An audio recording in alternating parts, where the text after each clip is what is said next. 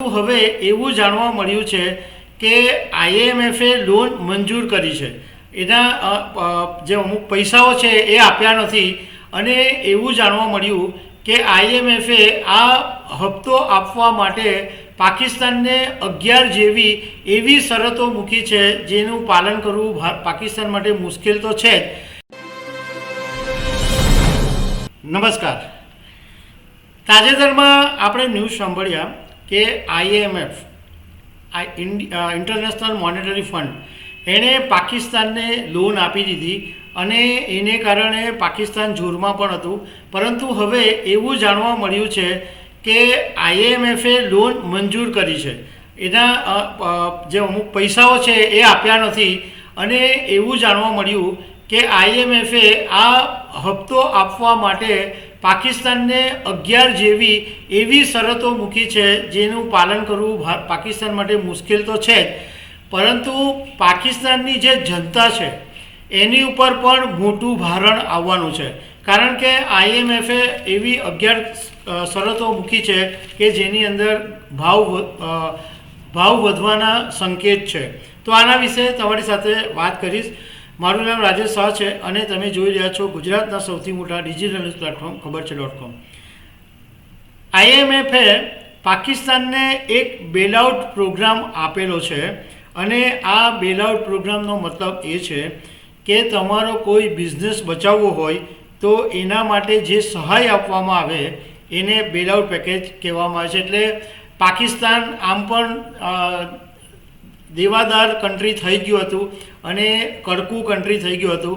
એટલે એને એક બેલઆઉટ પેકેજ આપવામાં આવ્યું અને એ એટલે કે એનો બિઝનેસ મતલબમાં પાકિસ્તાનને બચાવવા માટે આ એક બેલઆઉટ પેકેજ હતું.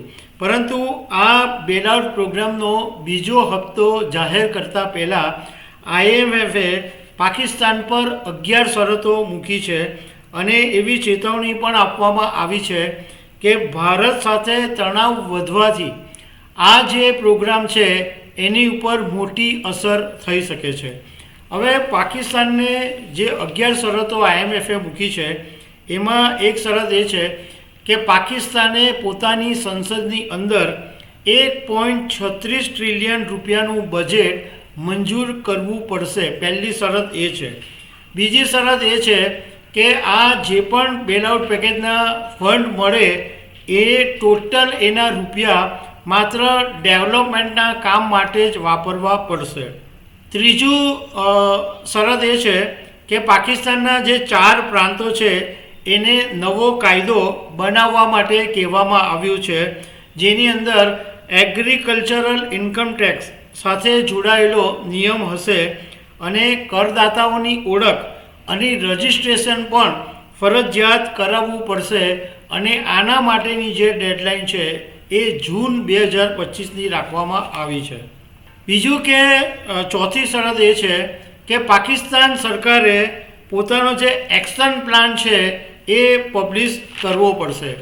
2027 પછી પાંચમું જે શરત છે તે કે 2027 પછી પાકિસ્તાન સરકારની સ્ટ્રેટેજી શું હશે એની પર પોતાની યોજના તૈયાર કરીને એ એક રિપોર્ટ પણ પબ્લિશ કરવો પડશે એવું આઈએમએફે કીધું છે. છઠ્ઠી શરત એ છે કે પાકિસ્તાન સરકારે દર વર્ષે 1 જુલાઈ સુધીમાં વીજળીના રેટ જાહેર કરવા પડશે જેથી વીજળીની કિંમત અને એની અસલ જે લાગત છે એ બરાબર બેલેન્સ રાખી શકાય. એવી રીતના 7મી શરત એ છે કે દર 6 મહિને પાકિસ્તાન સરકારે ગેસના દરનો જે નિયમ છે એ પણ લાગુ કરવો પડશે.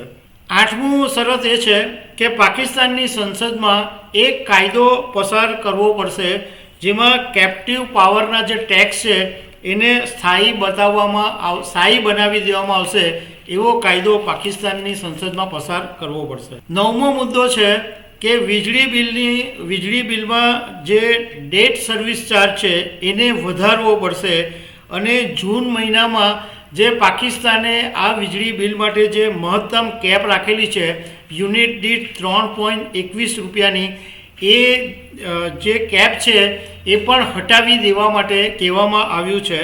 તો એનો મતલબ એમ થશે કે હવે પાકિસ્તાનના લોકોએ વીજળીનું બિલ વધારે ભરવું પડશે, પાકિસ્તાનમાં હવે વીજળી મોંઘી થશે, એ આ વાત ઉપરથી સાબિત થાય છે.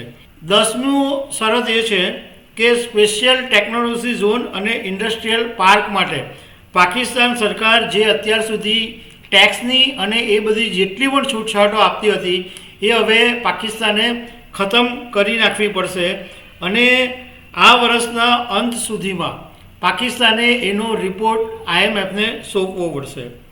બીજું કે જે 11મો મુદ્દો છે કે પાકિસ્તાને છેલ્લા 3 વર્ષથી જૂની કાર છે એનું ઇમ્પોર્ટ બંધ કરી દીધું હતું, તો એ ઇમ્પોર્ટનો જે પ્રતિબંધ હતો એ પણ હટાવવા માટે IMFએ કીધું છે. એટલે હવે પાકિસ્તાનની અંદર જૂની કારો છે એ પણ આયાત થવાની છે.